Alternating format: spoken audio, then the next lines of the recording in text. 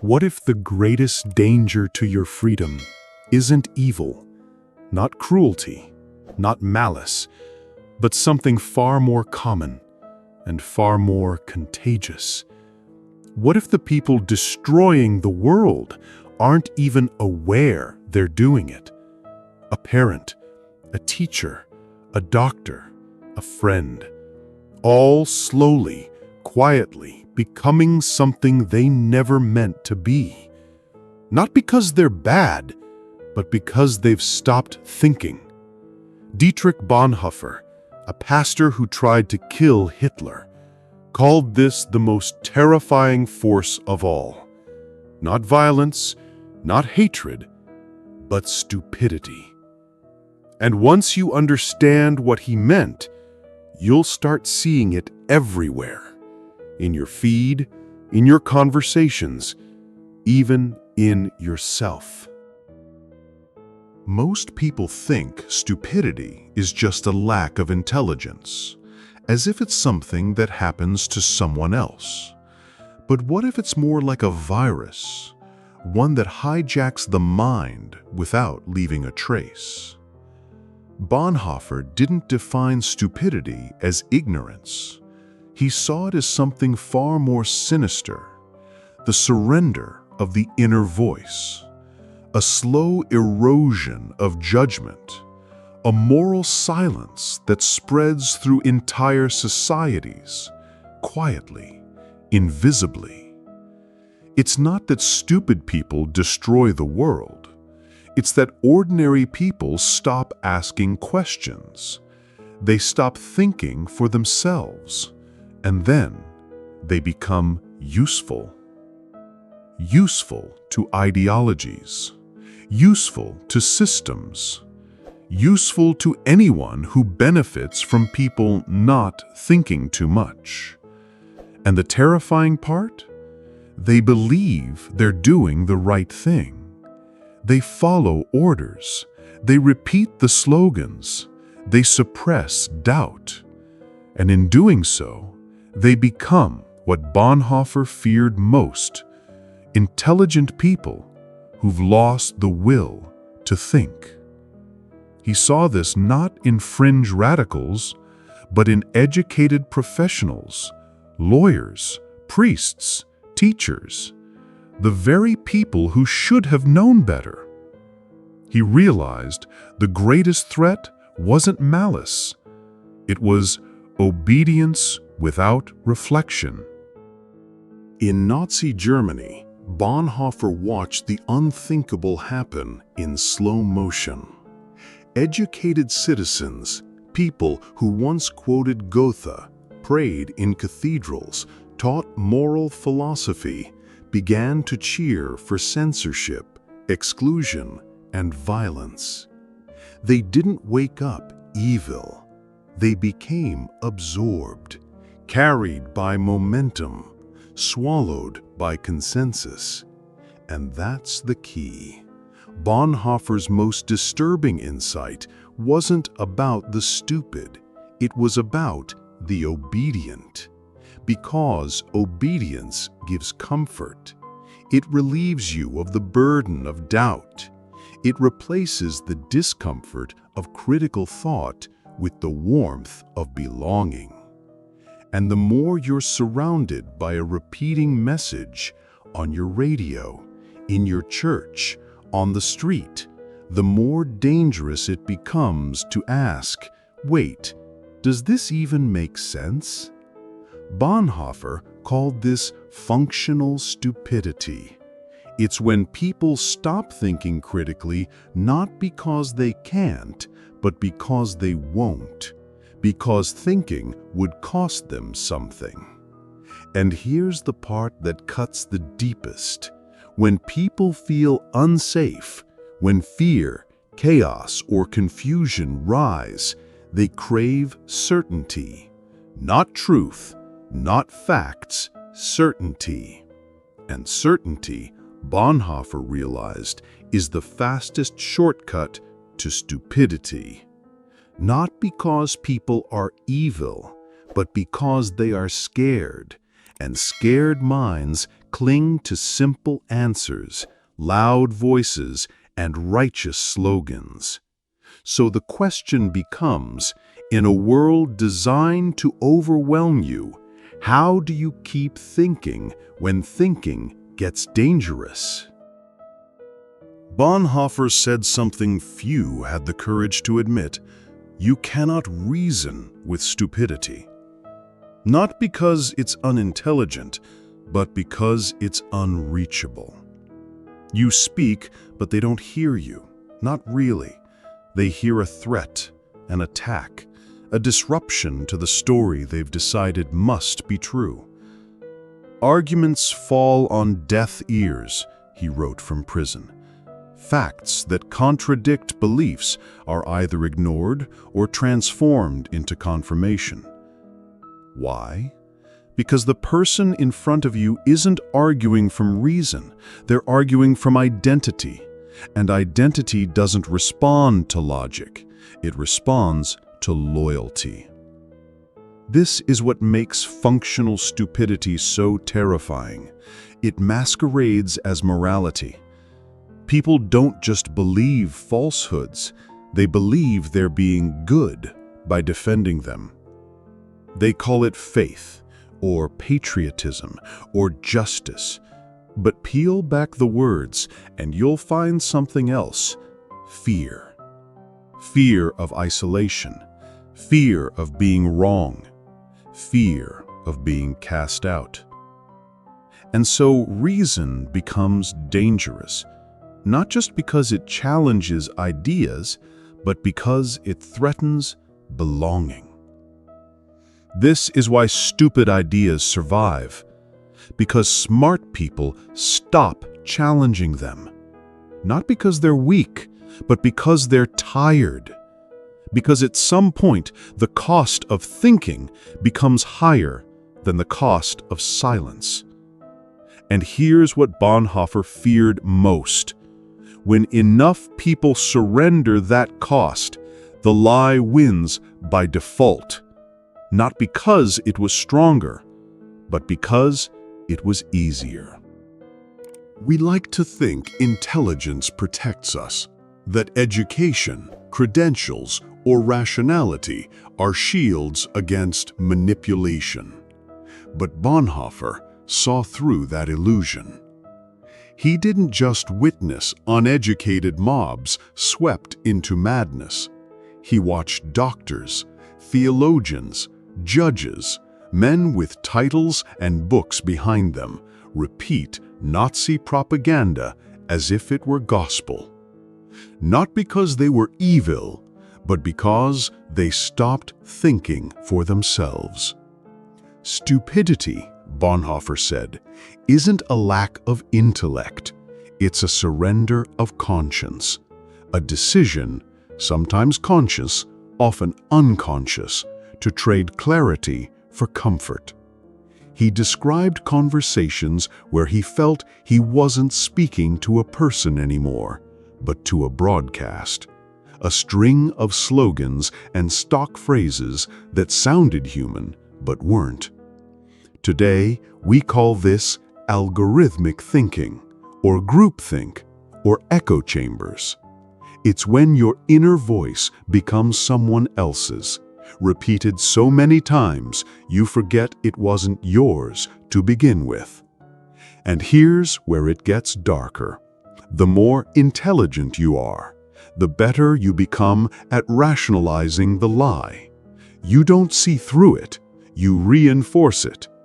You use your education, your eloquence, your intellect to defend the very system manipulating you, because being right feels safer than being awake. And Bonhoeffer's warning grows louder.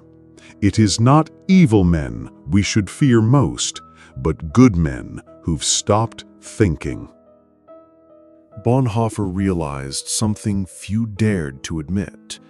Stupidity flourishes in certain conditions, not in isolation, not randomly, but under power. The power of the one needs the stupidity of the other, he wrote.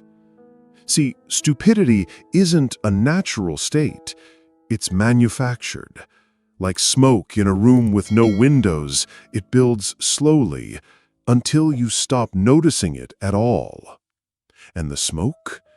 It comes from every direction.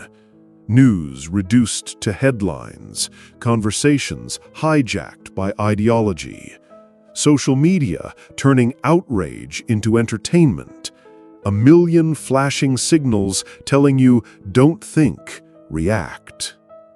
What Bonhoeffer feared wasn't misinformation, it was disorientation. He saw a culture trained not to reflect, but to repeat, not to doubt, but to align. And worst of all, the more someone identifies with the group, the movement, the party, the faith, the more blind they become to its flaws. Because when thinking risks exile, silence becomes survival. And that's what stupidity really is. Not a failure of the mind, but of courage. Bonhoeffer wasn't naive. He knew thinking clearly could cost you everything. He was imprisoned, tortured, ultimately killed. But still he wrote, still he warned. Because he understood the point of thinking is not to be safe, it's to be free. Here's the most haunting part of Bonhoeffer's theory. The stupid person doesn't know they've surrendered. He wrote, "One feels in conversation with them that one is not dealing with the person himself, but with slogans, catchwords, and the like. It's as if the human being vanishes, and all that's left is a mouthpiece, echoing someone else's thoughts, someone else's fears. They smile, they argue, they debate, but none of it is theirs. They've outsourced their soul, and they don't even realize it. This is what makes the phenomenon so dangerous. You can reason with evil. You can resist it, because evil knows what it is. But stupidity? It thinks it's right. It speaks with confidence. It moves with certainty. It even believes it's moral. That's what Bonhoeffer saw in Nazi Germany. Professors, pastors, judges, all repeating the same lines, all claiming virtue, while horror unfolded just outside their windows. And here's the part that should make you pause. These weren't monsters. They were ordinary people.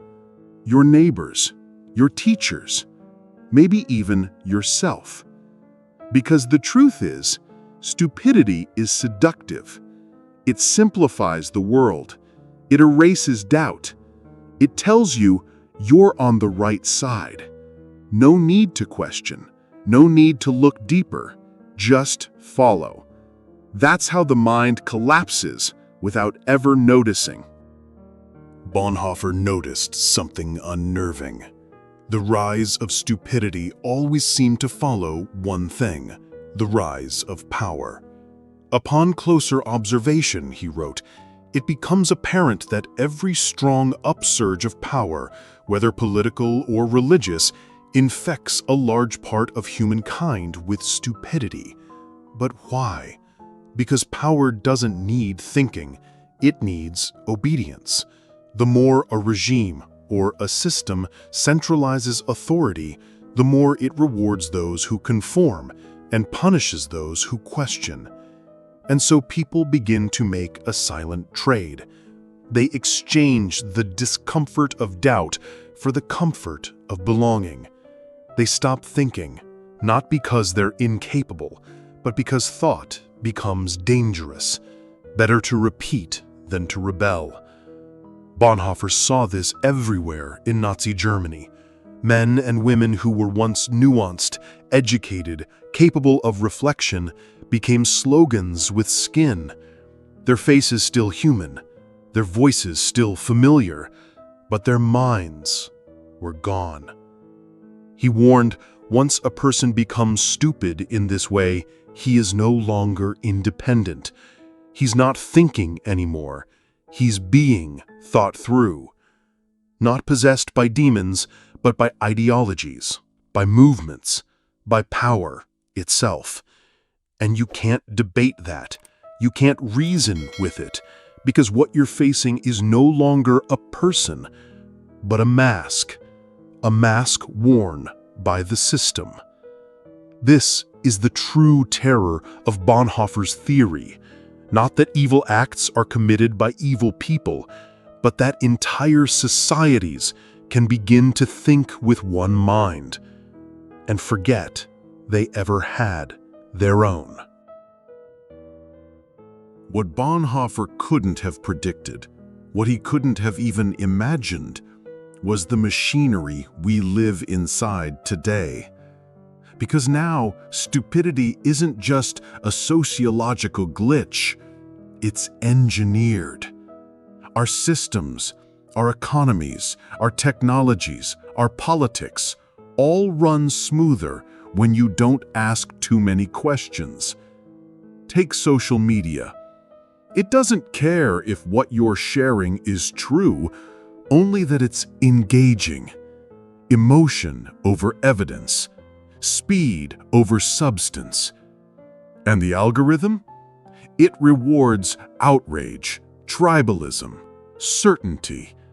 Nuance dies in the scroll. Bonhoeffer saw how slogans replaced thought. Today the slogan is the thought.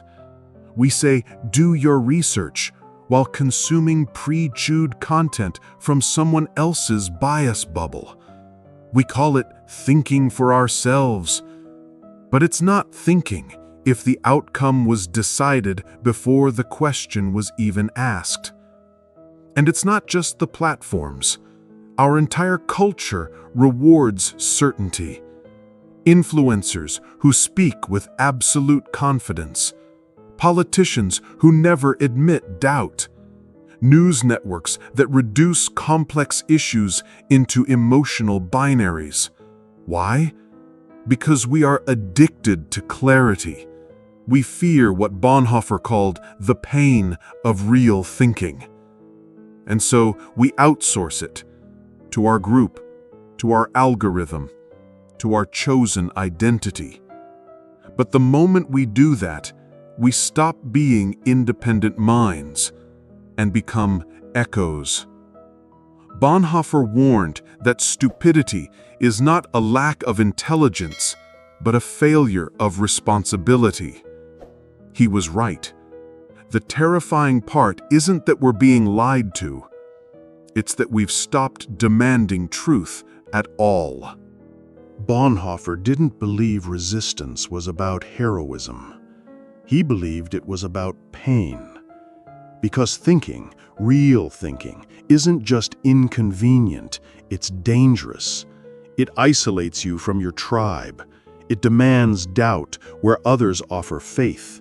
It asks you to admit, I don't know, in a culture that punishes uncertainty. Bonhoeffer called it costly grace. A grace that asks not for comfort, but for courage. To think clearly is to suffer honestly. Because once you see the cracks in your beliefs, in your systems, in yourself, you can't unsee them. And when you begin to resist stupidity, it doesn't feel like rebellion. It feels like loss. You lose belonging. You lose simplicity. You lose the warm certainty of being on the right side. But what you gain, if you survive the fire, is something deeper, a mind that is your own. Modern psychology backs Bonhoeffer's intuition. Cognitive dissonance, the anxiety of holding conflicting truths, is so painful most people will do anything to avoid it, even surrender their mind. But Bonhoeffer chose differently. In a prison cell, surrounded by conformity and fear, he chose thought. He chose the discomfort of clarity over the comfort of obedience, and he paid with his life. He once wrote, "The ultimate test of a moral society is the kind of world it leaves to its children." But today, the question is more personal. What kind of mind will you leave to yourself? If functional stupidity is a system, then resistance must be a practice. Not once, not loud, but daily, quiet, repetitive, intentional. Bonhoeffer believed we don't defeat stupidity by outsmarting it. We dissolve it by refusing to surrender our mind, even when surrender feels easier. Psychologists today echo this. They call it intellectual humility.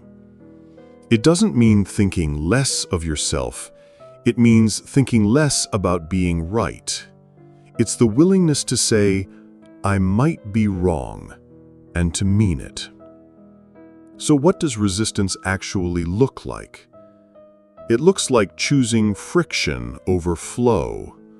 Once a week, read someone you disagree with, not to debate them, but to understand them. It looks like pausing before posting.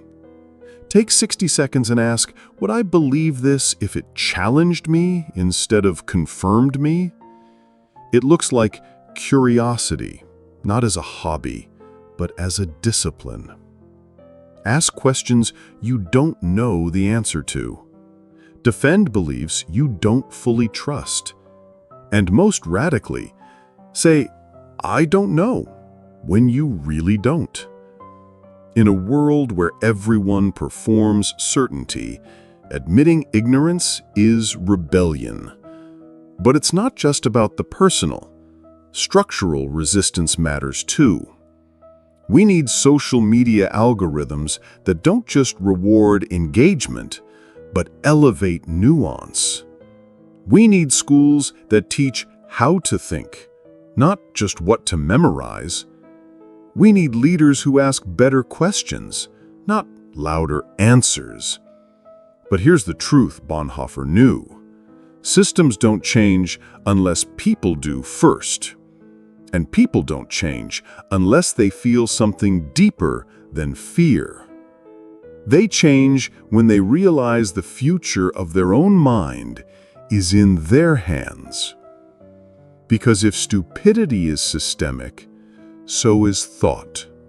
And every act of thinking, carefully, humbly, independently, becomes a fracture in the machine. April 9th, 1945. Just weeks before the Nazi regime would fall, Dietrich Bonhoeffer stood at the gallows. His crime wasn't violence.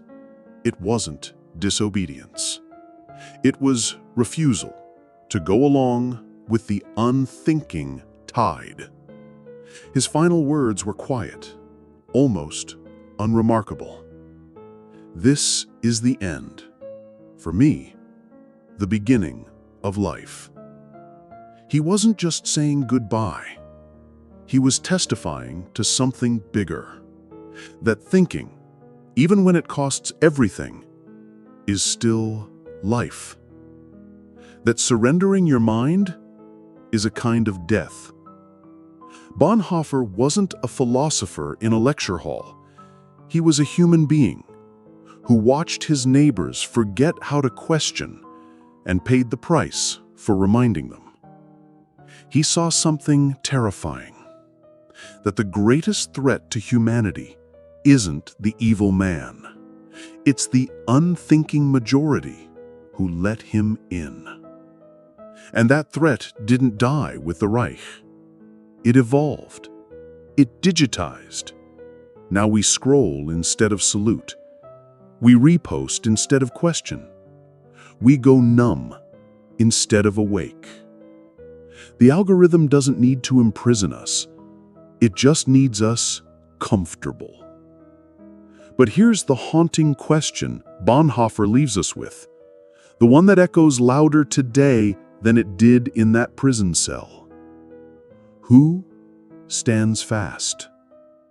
When it's easier to conform, when it's profitable to remain ignorant, when it's safer to repeat than to reflect, who still thinks? The answer isn't found in your IQ. It's not in your degree. It's in your decision, made quietly, daily, to remain fully human, to see clearly, even when it hurts, to ask when others obey, to stand fast, not with violence, but with the one thing tyrants, algorithms, and crowds can't predict: independent thought. Bonhoeffer didn't just die resisting a regime. He died resisting a mindset, one that still survives, quietly, inside systems, screens, and even ourselves. Because the truth is, thinking hurts. It's hard to admit you don't know. It's painful to challenge what comforts you. And it's terrifying to question the people and ideas that gave your life structure. But Bonhoeffer believed that this pain, this discomfort, was the cost of remaining truly human. And maybe that's the real crisis today. Not that we're stupid, but that we've built a world where being intelligent, meaningfully, humbly, actively intelligent, feels like rebellion, where confidence is confused for competence, where being loud is mistaken for being right, and where certainty has become a drug, numbing us from nuance, depth, or doubt. We are, all of us, one step away from sleepwalking through history again, and we'll never see it coming. Because functional stupidity doesn't sound like propaganda. It sounds like, I don't have time to think about this. Everyone else believes it. That's just the way things are. So what do? We start small, not by shouting louder, but by listening harder. Not by proving we're right, but by asking if we might be wrong. And not by trying to outsmart everyone, but by refusing to outsource our thinking to them. Every time you pause before reposting, you resist. Every time you admit uncertainty, you resist. Every time you ask a difficult question, instead of accepting the easy answer, you stand fast. Because in a world that rewards surrender, the simplest act of reflection is revolution. So here's the question Bonhoeffer leaves us with. What kind of person are you when thinking becomes dangerous? Because when everything around you pushes toward numbness, the act of staying conscious is the quietest, most powerful rebellion you'll ever make.